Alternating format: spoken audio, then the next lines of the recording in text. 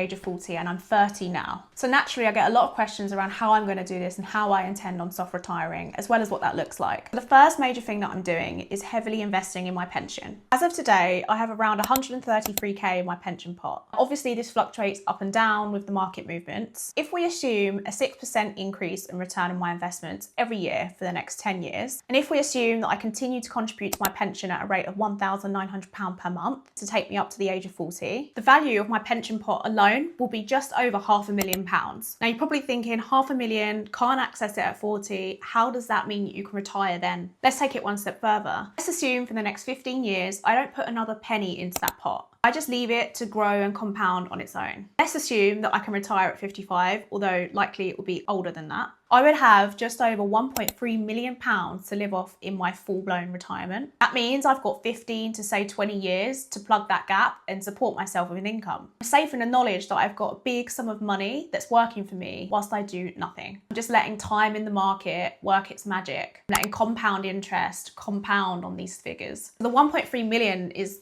almost worst case scenario. And the 6% is on the conservative side. Some people say that growth is closer to 7-8%.